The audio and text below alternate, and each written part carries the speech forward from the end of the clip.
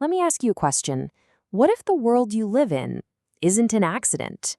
What if the very foundations of our society, our whole world, were designed by a single family?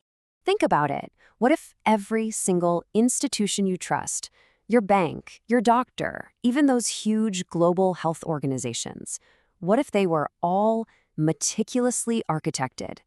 This isn't just a story about money. No, it's about a blueprint, a grand design. Okay, so where does a story like this even begin? Well, it doesn't start with a plan to take over the world. Not exactly. It starts with a plan to take over an industry. It starts with one man, John D. Rockefeller, and his vision for oil. Now, you gotta understand, Rockefeller didn't just want to compete in the oil market. No, he wanted to own the game. He created this titan, Standard Oil, a monopoly so huge, so unbelievably powerful that it literally rewrote the rules of American capitalism. 90%. Just let that sink in for a second. 90%. That meant that pretty much every lamp that was lit, every machine that was lubricated, every single factory powered in America, they all paid tribute to Standard Oil. We're talking about a level of control that was just unheard of. And it was a physical empire. 20,000 wells drilled. That's not just a number on a spreadsheet, right? That's 20,000 holes plunged deep into the earth, all claiming that black gold. And how did they move it all? 4,000 miles of pipeline. It was like an industrial circulatory system, pumping the lifeblood of the entire nation. And every single mile of it belonged to him. And all of that led to this, $1 billion. By 1916, he became the world's first ever billionaire, a milestone nobody had ever seen in human history. But here's what you've got to understand. This is the crucial point. The money, the incredible wealth, that wasn't the end goal. It was just the fuel. The real destination was power. So, of course, the government eventually stepped in. In 1911, they tried to slay the giant, breaking Standard Oil up into 34 different companies. But here's the thing. That didn't kill the family's power. Not at all. It just forced it to evolve, to become something far more subtle and, maybe, far more pervasive. And this is where the really interesting part of the story begins. This is where their power mutated. The family's whole strategy shifted. They went from controlling the physical world, the oil wells, the pipelines, to shaping the world of ideas. They were basically trading pipelines for paradigms. So how'd they do it? Well, through things like the Rockefeller Foundation, they started laying the groundwork for the world we live in today. And listen, they didn't just fund a study here and a study there. No, they funded the very models, the actual blueprints for our national science and health institutions. They were effectively setting the agenda for generations of research. All right, so once they had the blueprint for America's institutions pretty much set, the family's ambition got even bigger. The goal wasn't just national anymore. Oh no, it went global. And this might sound like a wild claim, but the records are all there.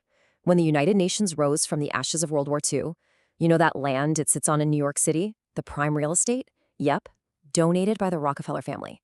They were there from day one, not just in the room, but as the patrons who provided the room itself. And then the next generation came along, and they didn't just sit on the money. They diversified the influence. I mean, just look at this breakdown. You've got Nelson in politics, becoming vice president, David running international finance at Chase Bank, Laurance in venture capital, Winthrop handling oil and politics. They had someone at the top of basically every crucial pillar of modern society. They didn't just inherit a fortune, they inherited a mission. What you're looking at here is the ecosystem they helped create. The Council on Foreign Relations, the Bilderberg Group, even the Federal Reserve. Look, you can call them conspiracies or you can call them influential think tanks. Doesn't matter. The Rockefeller name is etched into the cornerstone of every single one of them. They weren't just in the room where it happens. In many cases, they built the damn room. Okay, so right about now you might be thinking, is this all just connecting random dots on a crazy conspiracy board? Is there any actual proof? Well, get ready. For those who believe there's a hidden plan, this next part is the Holy Grail. This is the smoking gun, and it comes directly from the man himself, David Rockefeller. Some even believe we are part of a secret cabal conspiring to build a more integrated global political and economic structure, one world, if you will. If that's the charge, I stand guilty, and I am proud of it. I mean, wow. I stand guilty, and I am proud of it. He said it himself. in his own book. For a lot of people, that's it. Case closed. A direct confession of a plan to build a one-world global structure. Okay, it's a thrilling story, right? It feels like a movie, a secret cabal, a dramatic confession. But now we have to do the responsible thing. We have to pump the brakes, take a breath, and apply a serious reality check. Because as powerful, as absolutely damning as that quote sounds, is it the whole story? Context, as they say, is everything. So was David Rockefeller really confessing to a secret global coup? Or was he talking about something else entirely? See, when Rockefeller said he was proud of that charge, what he was openly advocating for was this idea right here, internationalism. It's the belief that nations should cooperate with each other, for the common good, to prevent wars, to solve huge global problems like pandemics or climate change. It's not a secret plot, it's a political philosophy, one he championed very openly for his entire life. And this brings us to the most critical distinction we have to make in this whole story, the difference between influence and control. They are not the same thing. Control means total authority, zero opposition, a secret coup. Influence, on the other hand, means having a very, very powerful seat at the table. It's agenda-setting power. The Rockefellers have had an absolutely extraordinary amount of influence, but total control? Well, the facts start to tell a much different story. Let's look at the evidence. The Fed? Yes, their bank was a shareholder, but it was just one among many. And at the end of the day, the Fed is governed by Congress. Bilderberg? It's a conference for high-level discussion, not some secret world government that passes laws. And maybe the most telling example of all, in 2016, the Rockefeller Family Fund actually took on ExxonMobil, the direct descendant of their own company, over climate change. And they lost, in court. That is not what absolute control looks like. And then comes the final, pretty fascinating twist in this story.